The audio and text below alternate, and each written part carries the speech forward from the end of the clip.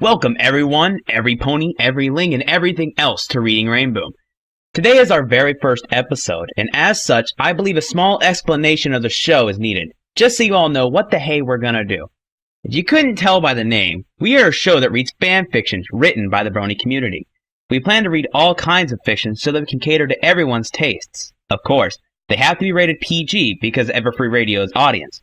These readings will also be pre-recorded at first, but we might do a live show one day. This brings me to my next point. Unlike other reading shows that are out there for fan fictions, we have voice actors, very good ones at that. You will hear from them in a minute or so during our introductions. Also, our show will be featuring fictions that you, as a viewer, suggest to us.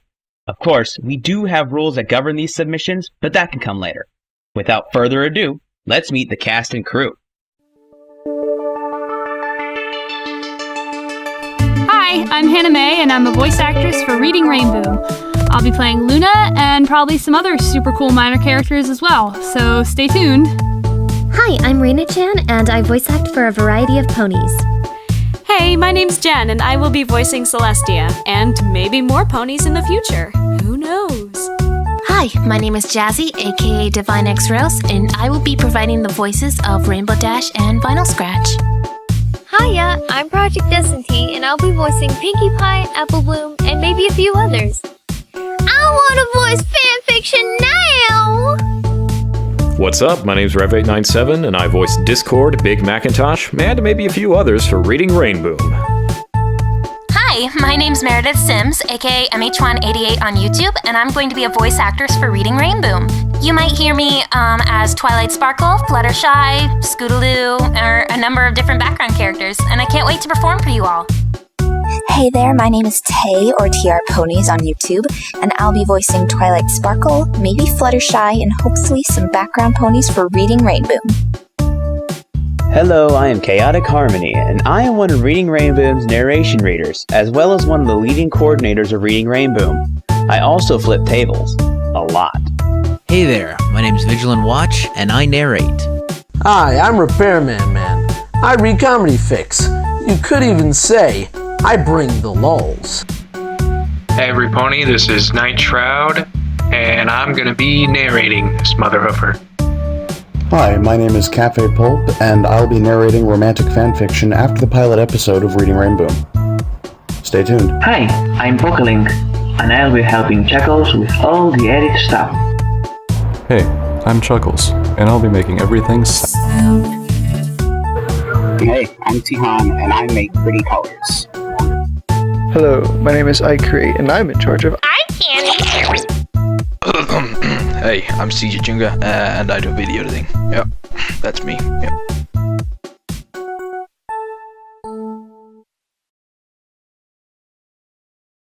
Welcome to the first slice of life fic here on Reading Rainboom. My name is Vigilant Watch, and I will be narrating In Another Castle by Vimbert the Unimpressive. Anything else I can do for you, oh perfect one? Spike asked. He and Rarity were standing in Carousel Boutique's back room amidst Rarity's usual mess, and Rarity was working on her latest masterpiece. It was a simple dress, yes, but to her it was more than that. It was an opportunity. She was on the brink of something new to the world of fashion, and she would be damned before she would let such an opportunity pass her by.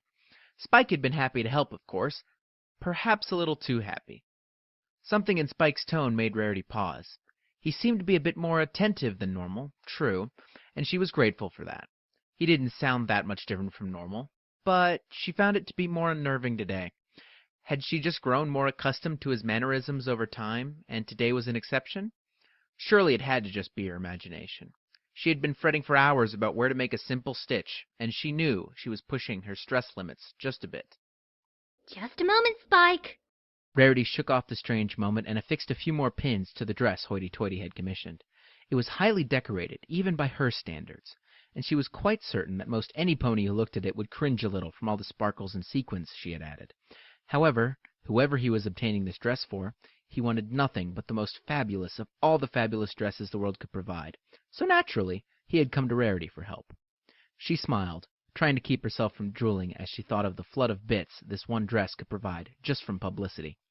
She had never imagined she'd be making a dress for a stallion, but if Hoity-Toity's client thought this was going to be the next big thing, who was Rarity to judge? Fashion waited for no pony, and she preferred to be leading the herd. Spike, be a dear and grab me some more rubies, will you? A few more gems were all she needed, just to be sure. At once, m'lady. Spike saluted and dashed off. He rummaged through Rarity's things in search of more gems, tossing various knickknacks aside in the process. He'd gotten more and more efficient at fetching things for her as time went on, the result of hours of practice and memorization, Rarity supposed. At times, Spike felt almost more like her assistant than Twilight's, particularly since he'd returned from his little outing among his fellow dragons. More than once, she'd send him back home after a day of helping her, only to find he'd only made it a few steps outside the boutique's door before falling asleep on his feet. She smiled, thinking of the sight of Spike snoring on the ground. No, I must focus, she muttered. As she worked, her expert magic continued to pull the dress together almost without effort. Although she still needed to give her efforts her full attention, she found her thoughts drifting to Spike's behavior once again. He had been spending more and more time around her since he had tried to follow the Great Dragon Migration, to the point where she had begun to worry. Was Spike starting to reject all of dragonkind in favor of her? The little darling would no doubt make some lady dragon very happy someday, but Rarity couldn't help but worry that he was making a broad generalization about his fellow dragons based on the ones he had met so far. True, her own experience with dragons had been less than pleasant, but if Spike was any indication, dragons could be quite the little gentlemen under the correct circumstances. Spike had just been unlucky. For his sake, Rarity hoped that was true. Even though Rarity was quite happy to see him content living among ponies, she worried for his future. Dragons were long-lived, or so she had heard, but Spike seemed to be behaving a bit more like a pony each day. Eventually, he was bound to learn that some differences just couldn't be overcome. After all, differences and diversity were what made Equestria great. It had, after all, been a coming together of different ponies that had given rise to the nation in the first place. Got him! Spike called as he dashed over with a load of rubies hugged to his chest. My word, I hadn't even realized I had that many left. You are quite a little helper, Spike. She bit off the end of Spikey Wikey and noted a quick flicker of a frown pass over Spike's face for a moment. Had he noticed? However, Spike's face immediately brightened and reddened. As Rarity took the gems in her magical grip, he scratched his head and leaned against a wall, striking a slouched pose that strove for cool and humble, but attained neither. It's nothing. Rarity continued to work on the dress, pouring all her creative energies into getting it done. After all, she did have other orders to deal with later this afternoon. She only hoped she would have the time to work on them afterward. She had the materials. She had the design in her head. All it took now was just some elbow grease. As she worked, attaching dozens upon dozens of rubies in strategic locations, she became more and more aware of Spike's love-struck gaze on her. Rarity began to sweat, partially from the exertion of creating a fabulous work of art, and partially from her mental picture of Spike. She knew full well that when she turned, he would just be standing there, staring at her with a vacant expression. It was sort of adorable to imagine the little dear with a crush on her, but such a thing could never work in practice, of course. Had he been acting like this all along? Idly, Rarity wondered at what point exactly she had become accustomed to such behavior. The thought that she had ignored this for so long spoke uncomfortable things about her character. Spike, dear, Rarity asked without turning. Yes? Rarity suppressed a shudder at the oozing admiration dripping off his voice. Might you, Rarity's mind blanked. What could she have him do? It didn't seem fair to keep him here and away from whatever Twilight was doing today, particularly if all she had left to do was simply assembling the thing. Besides, some time away from her might do him good. I do believe that shall be all I need for today. She turned, putting on her best starry, half-lidded gaze for him. Thank you ever so much for helping today, Spike. I don't know what I would have done without you. He nodded, looking bowled over by such praise. Spike remained in the room, leaning forward at a slight angle, enraptured by Rarity's every slight movement. Rarity shifted her weight uncomfortably. Spike, what I'm trying to say is that you could go back to helping Twilight. I'm sure she's got a lot to do today. After all, Princess Celestia has been calling her to the castle more and more, and I'm positively certain that whatever it is, it must be quite serious. Rarity put a hoof to her chin in thought, considering what top-secret things Twilight was doing for the princess, only to dismiss the tangent just as swiftly. Spike waited, staring for several long moments after she had finished speaking. Nah, that's fine, he said, sounding half awake. I'll just stay here. Twilight said she would be okay today, so I'll just stay here in case you need any more help. He drifted over to a cushion and plopped down, his half-lidded eyes fixed on Rarity. Rarity searched for a response, but came up empty, her brows twitching as her eyes fluttered about. Well, all right then. With a smidgen of hesitation, she returned to her work. Her hooves and horn moved in unison as she continued to work on the dress. All she needed was just to affix a few more gems, and her masterwork would be complete. With infinite patience, she floated the final gem into place with a gentle push. And done! She stepped back and admired her work. Well, Spike, what do you think? She bounced in glee. Seeing a completed work always filled her with joy. Although the road to get there was often hard, she loved it when a fashionable plan came together. Spike stared across the room and over the dress-wearing ponykin at her. Oh, it's fantastic, he murmured, not bothering to take his eyes from Rarity's sweaty form. Her eyes narrowed. He wasn't paying any attention to her creation at all. He was only present for her. As nice as a girl could feel from such attention, it irked her that all her hard work was being ignored. If this was the level his affections had grown to, she had to take action. His indifference was an affront against fashion, and such things could not be ignored.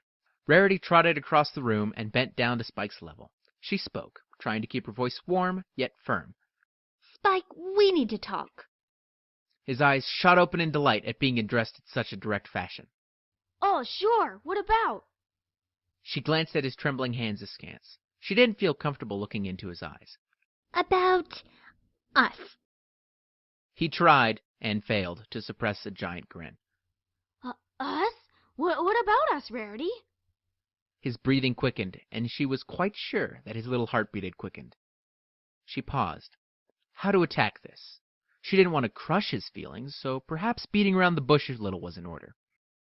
Spike, has Twilight had a talk with you about the birds and the bees? In all likelihood, she realized that probably it sounded like an awful non sequitur to poor Spike, and her expectations of him knowing what she was talking about and getting the hint were rather low. She couldn't imagine Twilight approaching such a subject in the first place.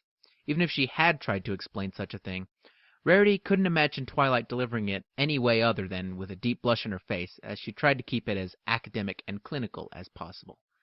She could be so unromantic at times. Still, one could always hope for an easy solution. He blinked. That kind of sounds like something Fluttershy would talk about, not Twilight. Just as often, the easy way out was not an option. She paused, considering how to remain ladylike and elegant while broaching such a subject. That is to say, you're a strapping young dragon, and I'm quite certain that... I sure am. Spike puffed himself up, trying to look as manly as possible. Rarity rubbed a hoof on her head, trying to ward off a looming headache. Look, Spike, how about this? You are a dragon, and I am a pony. Yes? He nodded his head, although his dull-eyed, vacant expression made it clear he had no idea what she was driving at. Uh-huh. Good, so then you understand. No. Spike scratched his head, a sheepish grin crawling across his face. Rarity resisted the urge to break something. Her left eyebrow twitched in annoyance. Spike, darling, you know I love having you around. She noted with dismay his face lighting up at her use of the word love. However, I can't help but fear that you may be spending time with me a bit more than might be entirely healthy. Spike scrunched up his face in confusion and folded his arms. Too much time? With you? No, Rarity, that's just not possible. I mean, you're awesome. He laughed the little nervous laugh Rarity had come to know very well. It always meant Spike was trying too hard to be casual. Rarity sighed and patted him on the head as she realized that explaining this might take more time than she had thought. I'm afraid that is just the sort of thing I'm talking about, Spike. Here, have a seat, she said. He sat down, still looking perplexed over the direction the conversation was going. Rarity sighed and carefully floated over a cushion, fluffed it for a few moments so it was precisely to her specifications, and sat, careful to get her entire body on the overstuffed cushion. Rarity would brook no possibility of discomfort if there was another way. Now, Spike, I am quite certain that you think rather well of me. Well, I know so. Ah, gosh. He blushed and scratched the back of his head. You noticed, huh? She smiled, a warm memory surfacing. Well, words that could have been the last a lady ever hears while she is falling to the ground do tend to stick out. I know you have a crush on me, Spike, and it's very sweet. He curled into a little ball, his tail riding up as his face burned with embarrassment. In that moment, he looked his age, a baby dragon trying to be bigger and older than he really was. She felt her heart melt a little at the sight. Somehow she doubted the little fellow knew just how cute he really could be, but telling him would probably do more harm than good in this situation.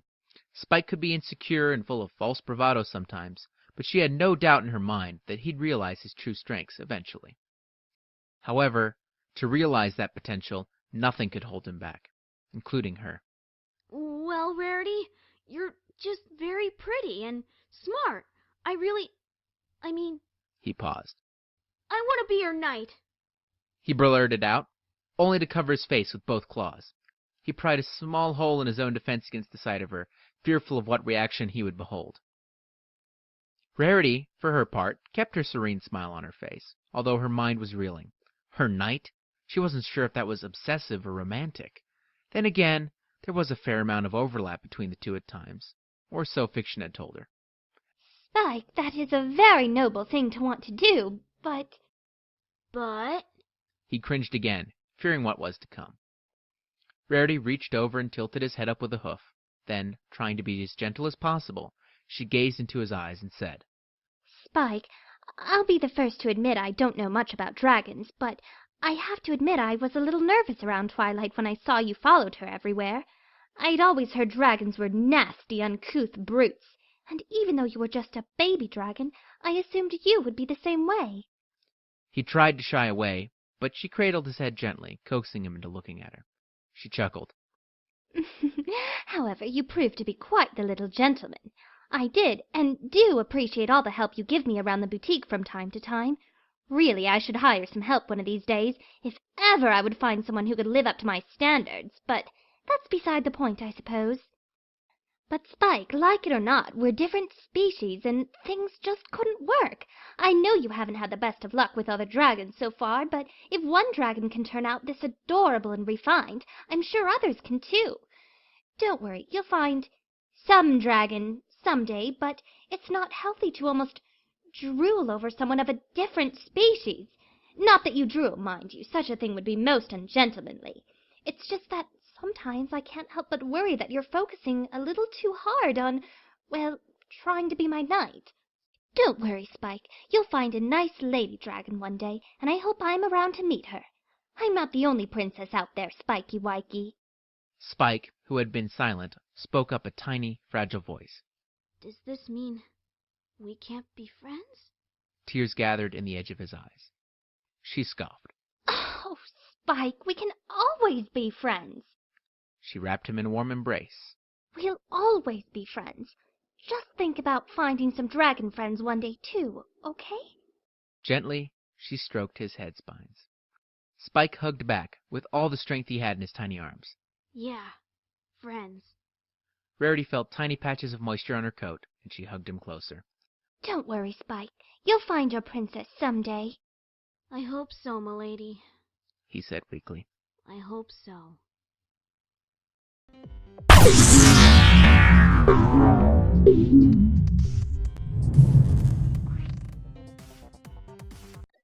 Okay, this is Chaotic Harmony, and I'm going to be reading Funeral Fit for a DJ by Lubo602.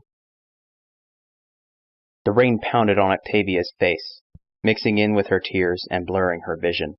It seemed as though all of Equestria came together for this one funeral, though to Octavia, they didn't exist. Never again would she laugh as she had before. Never again would she wake up and see the amethyst eyes looking back at her. Never again would she look out during a performance and find the always encouraging face smiling back at her. Never, never again. The burial was quiet, so unlike the way that Vinyl lived.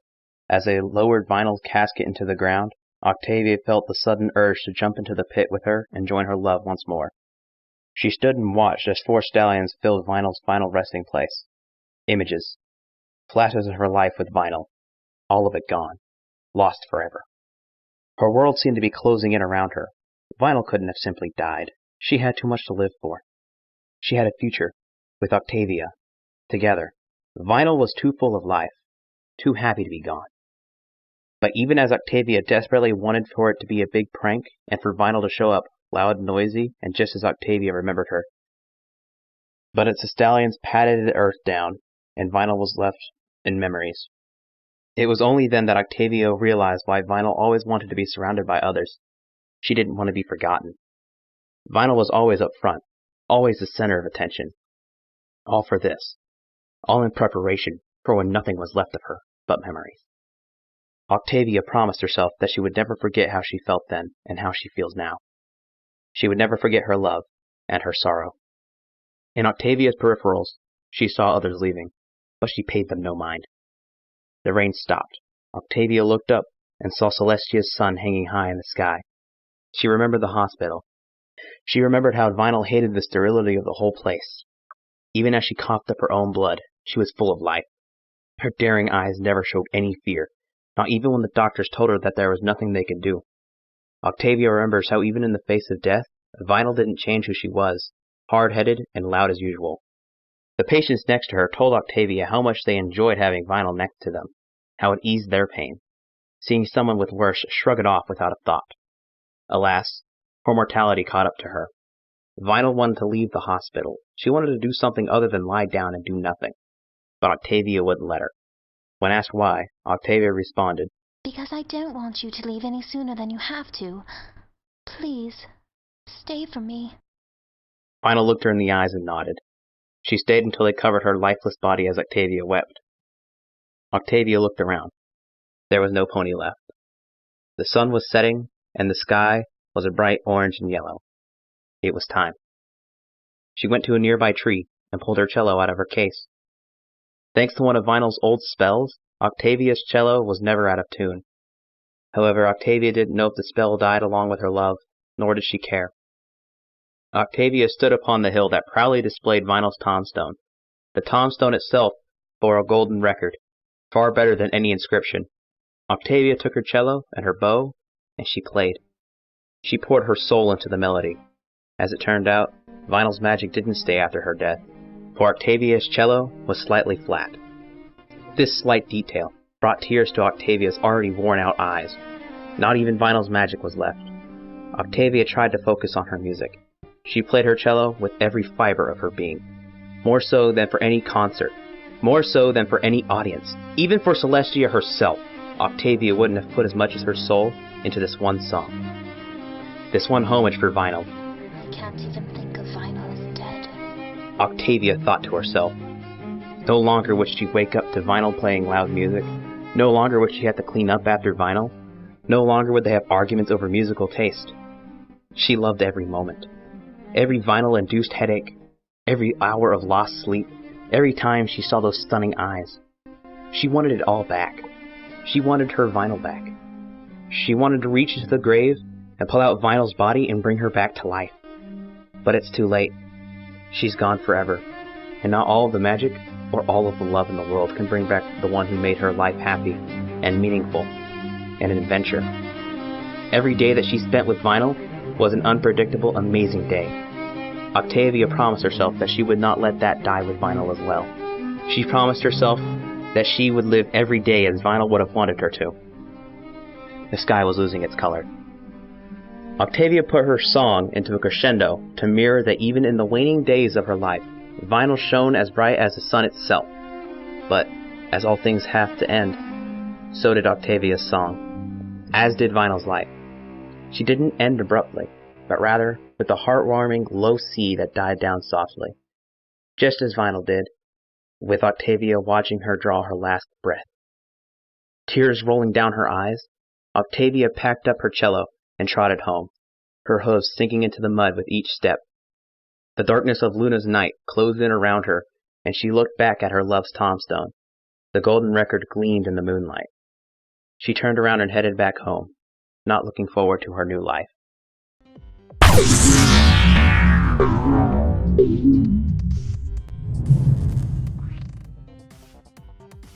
Hi, this is Chuckles, and I will be reading Apple Bucking by Sosei. You see, Sugar Cube, you have to line your hooves up properly with the base of the tree. Make sure the barrels are positioned under the tree like so. Then all it takes is a good sturdy kick and... Twilight sighed for the umpteenth time. Yeah, I get it. The apples come down and go neatly into the barrels you've set at the base. I've read all the books in the Ponyville library about the process. Yeah, but books ain't nothing like the real thing. It takes strength and lots of practice to get just right. To demonstrate, Applejack positioned herself beneath the tree and bucked, hitting the trunk square and center. Twilight watched as the apples rained down, fresh and ripe, ready for the harvesting season. This would be so much easier and faster with magic. Twilight noted. Aw, apple bucking is a long-standing tradition, Twi. Applejack said. Tradition's more important than magic. At least, that's how it is here at Sweet Apple Acres. She ran over and bucked the next tree with ease. I think I'll just sit here and watch. Twilight said as she took shade beneath the biggest apple tree. It was a perfect day, not a cloud in the sky, and Twilight had been invited by Applejack to witness and partake in apple bucking season for a day. Twilight decided to go as part of her continuing research on the magics of friendship. However, none of her studies had prepared her for her work. Sure, Applejack was barely breaking a sweat, but she was used to this. She did this year after year, and this was Twilight's first time not only in such a rural setting, but the first time she had been asked to do manual labor in a long time. She could break a sweat over books just fine, but over apples. Twilight's eyes widened. I guess that way, Applejack and I are really similar. Both of us are very passionate about what we do, and we won't stop until it's just perfect. In addition, we don't really like asking others for help, although I'll do it long before Applejack will. It's that determination and integrity that makes AJ such a great friend. She continued to watch Applejack as she worked on the trees nearby, noting how conditioned Applejack was for this work and how she was barely breaking a sweat and how toned her hind legs were after years and years of work. It wasn't something that she was trying to notice, honest. It was just there, right in front of her. All right, Twi, your turn. Applejack pointed to a nearby tree with one foreleg. It was small and skinny, with a few apples in its branches. You get this here sapling. So, I get the baby tree? Twilight retorted as she rose to her hooves. Applejack shook her head. Nah, I'm afraid I'll knock the poor thing over with my hooves. I'm much too strong. But it'll be perfect for you. Twilight was about to use sarcasm again until she realized Applejack was right. She trotted over to the tree and sized it up. Couldn't have been more than 15 hands high. Applejack's toned legs would snap this tree in a split second. Oh, this will be easy, she said with confidence as she positioned herself in front of the tree. She took a couple of practice kicks, deliberately missing, but trying to get the feel of bucking. How do I look? She asked Applejack. She missed the blush on Applejack's face by a mile. Yeah, go for it. Right. Twilight put all of her concentration into aiming the kick just right. She wanted to make sure this was perfect. Then, when she was absolutely sure that she was ready to go, she leaned forward and bucked backward and felt nothing. I missed? She yelled as she looked behind her. She had kicked too far to the left. Ugh! Now this was getting embarrassing, and Twilight didn't know why. She took a deep breath. I have got to get this! She yelled as she bucked again, this time to the left of her previous mark.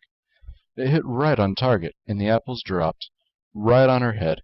Ow! Feeling dizzy, Twilight lost her balance and hit the ground. She tried to rise to her hooves, but tumbled back down to the ground again. Hey, Twi, you all right? Applejack asked as she trotted over to her friend. Yeah. Twilight said. Maybe I hit that tree a little too hard. Applejack reached Twilight's side and handed out a hoof to help her up. Whenever Applejack reached out a hoof to Twilight, no matter where it was, no matter what they were doing, it always reminded her of the time when Twilight was about to fall off the cliff, and she was hanging on to Applejack. Back then, Applejack had needed Twilight to let go, for her own good, and Twilight had trusted her. She trusted me, Applejack said to herself, and she smiled until she realized Twilight was staring at her. Earth to AJ? Twilight asked, looking up into Applejack's green eyes. There was no way Twilight could miss the blush now. Oh, sorry about that, Twi. Must have spaced out there for a minute. Applejack said as Twilight grabbed onto her hoof and hoisted herself up. I do that sometimes when I'm out here alone, bucking trees all season. She didn't tell Twilight that it was often the same purple unicorn who held her thoughts. Regardless, you got them all down here from this one sapling. Applejack said. But the apples missed the barrels. Not sure how we're gonna... Oh. She watched as Twilight used her magic to maneuver the apples back into the barrels.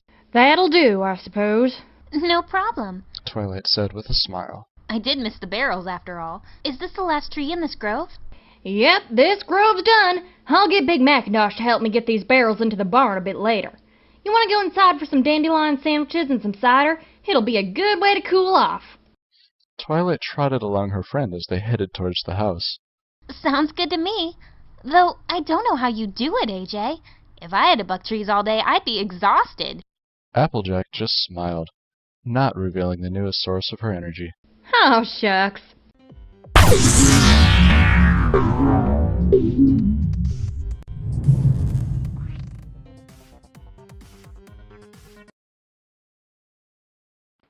Hey, this is Repairmanman reading Pinky Watches Paint Dry. The room had been orange, and now it was not. Pinkie Pie couldn't wrap her head around it. How very, very easy it was to change the identity of a thing, simply by changing its color, whether it was willing to be changed or not. What had once been the orange room was soon to be the pink room. It was simply a matter of waiting for the paint to dry, and once it did, there would be no going back. Together, they had reached the point of no return, and once they crossed that threshold, nothing would ever be the same. There was nothing the walls could do about it either. They had no say in the matter, and she had been the one to do it to them. She had been the one to steal the room's very identity. After all, once upon a time, her lofted sugar cube corner had been painted orange. It had been the orange room. Now, it was not. Soon, it was going to be pink, and then it would be the pink room, and all her memories of the orange room would fade into obscurity with time. What had once been defined by its uniqueness was being assimilated, falling into place along with everything else. After all, everything she owned was pink, and soon her bedroom would be no different. What did that say about the fleetingness of the individual, when something as simple as a can of paint could change the very nature of a thing? When the mere color could change what a thing was at its very core? For a room that was no longer orange could no longer be called the orange room. The room would become something else entirely. Even if she painted over it once the pink had dried, in order to try and recapture the orange she was quickly finding herself missing, it would never again be simply the orange room. Instead, it would forever be known as the room that had once been orange, and then was pink, and now is orange again. And Pinkie Pie didn't know if she'd be able to remember a name that long. Even the acronym TRTHOBOATWPANWOA was too long for her liking, and she doubted whether even her sharp mind would be able to keep track of that many letters.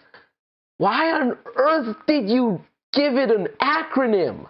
Did you know? She stood in the middle of the room, her coat and maid covered in flecks of the stuff.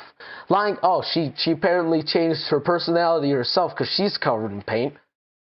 Lying off to the side, abandoned and forgotten, there lay 2 now empty cans of paint and a pair of brushes still coated in fresh paint. Her furniture had been covered in protective tarps before they begun their task, but there had been nothing in place to protect those poor walls. Probably because you were painting them! Perhaps, Pinkie mused, because painting the walls had been okay, fine, I kind of interjected at the wrong time. You, Mr. Story, you're right. If I had let you continue, you would have said the exact same thing. Perhaps, Pinkie mused, because painting the walls had been the entire point of the exercise in the first place, rendering such tarps unnecessary and unhelpful. Pinkie took a step forward, hoof outstretched, and placed it gently against the closest wall. The paint was still damp, having not yet dried enough for it to be permanent. That meant that the orange room was in limbo. No longer orange, true, but not entirely pink, either. That could still be changed. And that meant that the choice was hers. Did she let fate run its course? Was it more merciful to end this transformation now, removing the paint while it was still wet, and hopefully easier to do so? Or would it be kinder to see the process through uninterrupted and allow her precious bedroom to become what it would inevitably become? Pink, like everything else she possessed? Was it too late? Had the damage already been done? Was such a change irrevocable, seeping into the very nature of the walls themselves? Perhaps the walls no longer viewed themselves as orange walls. Perhaps they had grudgingly accepted their destiny as pink walls and resent her for altering them any further if she chose to do so. Pinkie Pie, you are talking about walls. Walls! Are you that both daft and also philosophical? Pinkie Pie wanted to make amends, but she didn't know how. She didn't know how to make it up to the poor walls. After all, she had already changed them too much, had already stripped them of their identities. If she went any further, what would become of them? Throw them throw them a party. Go ahead, do it. Throw them a party. It's going to fix everything. If paint had such power, then what could it do to... Is she going to paint herself? If paint had such power, then what could it do to her? This is... Wide-eyed, Pinkie examined her hoof, bright pink like the rest of her, but now it was streaked with pink paint as well. If paint could change the very essence of a thing, what would it have done to her if the paint had been green or blue or burnt sienna instead of pink? It had been a fortunate coincidence that she happened to be her own favorite color, one that she would forever be grateful for. But if that hadn't been the case, she couldn't even begin to imagine what it would have meant. If the paint she'd chosen had been any other color, then accidentally becoming covered in it would have changed her, just as the four walls surrounding her had been changed. No, it wouldn't. You do not change because of your color, you silly filly. She wouldn't have been a Pinkie Pie covered in pink paint polka dotties. What? She wouldn't have been a Pinkie Pie covered in pink... Stupid tongue twisters! She wouldn't have been a Pinkie Pie covered in pink paint polka dotties the way she was now. She would have been a blue polka dotted almost Pinkie, but not quite. She wouldn't have been a proper Pinkie at all if she'd been stained in blue. And if she wasn't necessarily a Pinkie, if that wasn't a static thing, and if it was so easy to change her disguise, then who was she? If she wasn't a full-blooded Pinkie Pie, then she didn't know who she was at all. She certainly couldn't be a bluey or a greenie or a burnt cyan-y. She had been a Pinkie all her life. After all, and she was exceptionally good at it, being a Pinkie Pie was all she'd ever known, all she could trust herself with, all she wanted. She couldn't bear the thought of some kind of forced change claiming her identity. But wasn't that what she herself had done to the Orange Room? It's your name! Did you get a liberal arts major or something? Because this kind of thinking is only reserved for the really educated people. This kind of dumb thinking. She had taken it upon herself to change it, potentially against its will, for the better, she had believed at the time. She was now quickly coming to regret it. But perhaps all she'd done was steal its identity and force a new one upon it, one that it had no option about. The Orange Room was no longer the Orange Room. Pinkie Pie might no longer be Pinkie. All it took to change a thing in such a way was a simple can of paint. Almost hesitantly, Pinkie Pie once again touched the drying pink paint, only to find that it was no longer wet to the touch. It was too late then. The deed had been done, and the Orange Room was gone forever. In its place, there was nothing but pink. See, I told you she was being weird.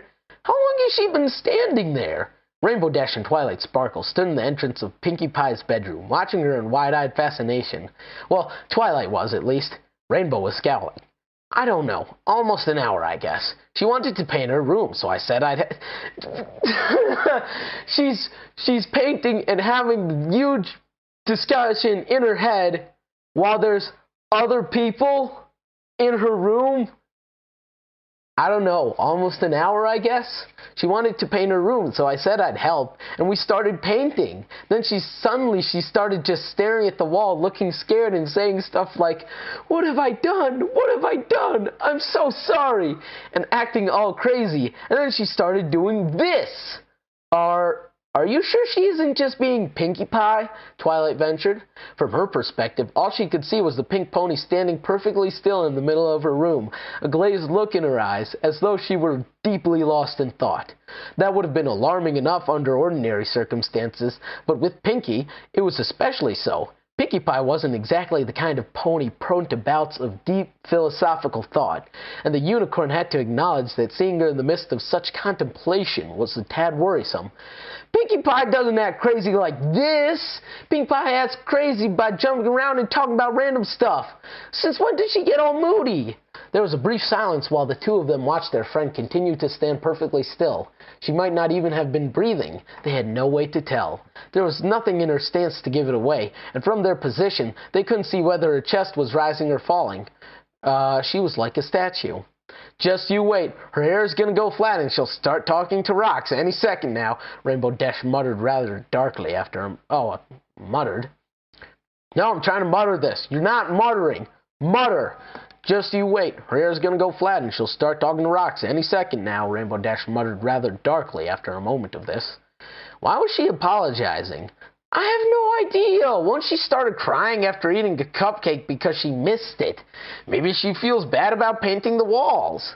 That's silly. So what do we do? No. Bad reader.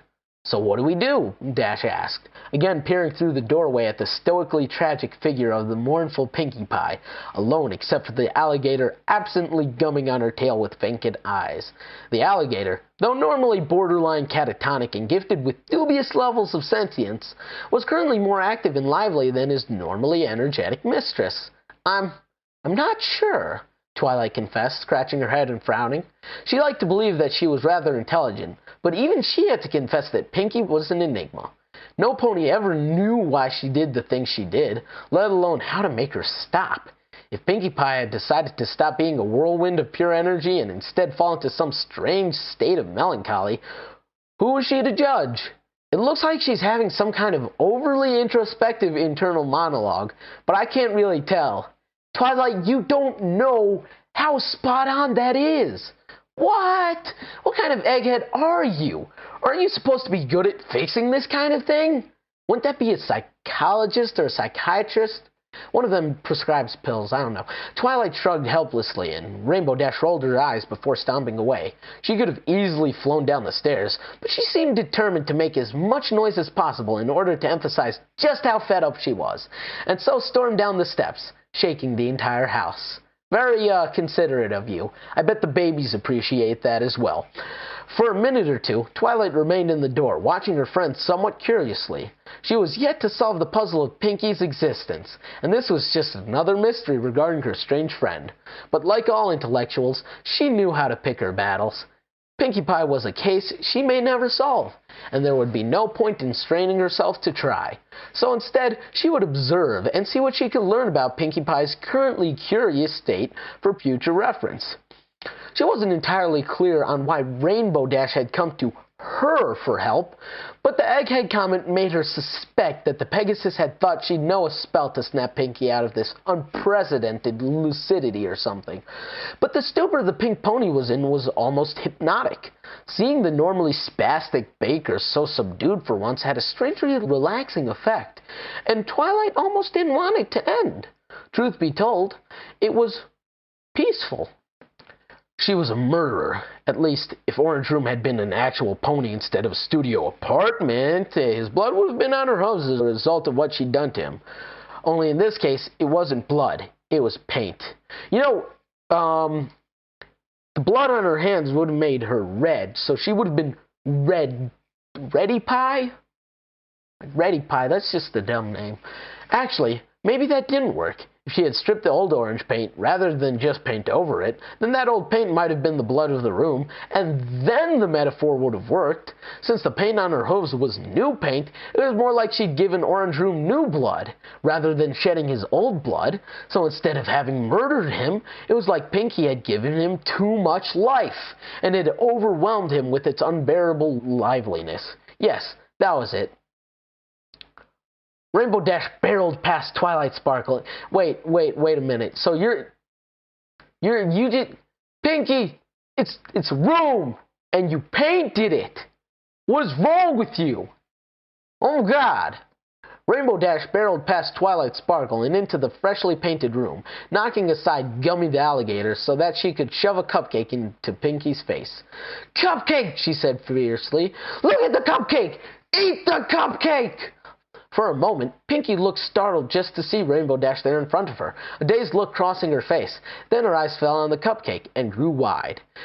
With a squeal of joy, she yanked it from the Pegasus and shoved it into her mouth, ing in pleasure and licking her lips. "Wow, thanks, Dashy," she cried. "That was yummy! I haven't had a cupcake in, like, forever. I totally needed one."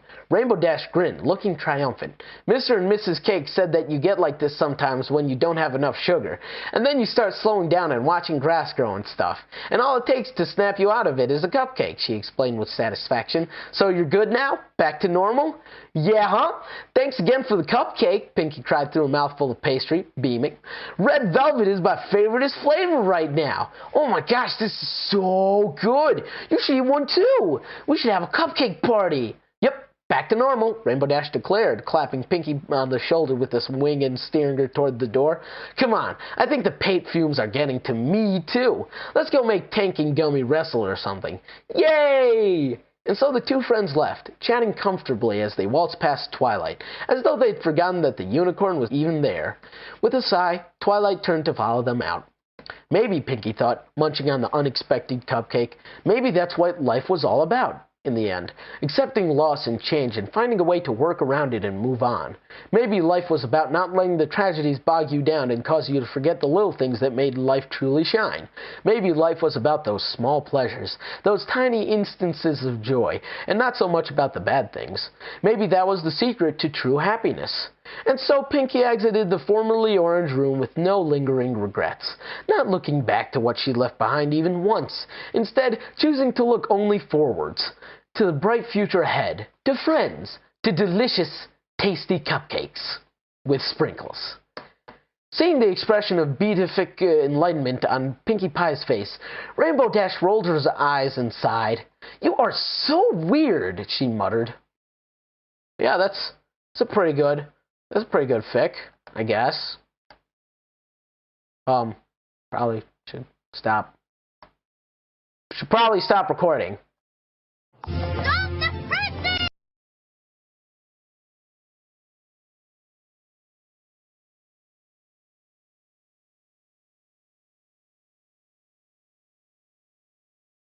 And it's that time that everyone hates, the time we end the show.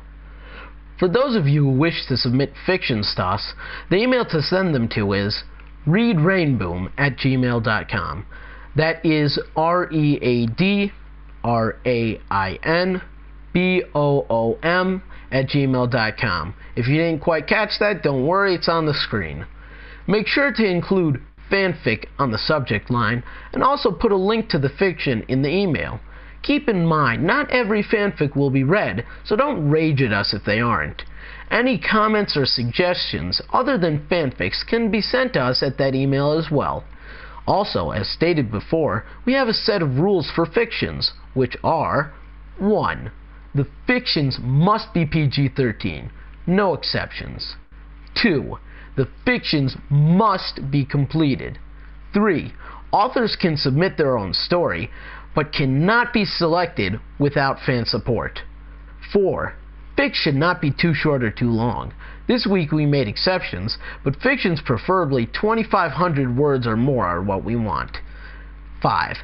Not too many key characters. We have a limited crew. I hope you all enjoyed watching this show as much as we did making it. And now, it is time to leave. Read on, every pony.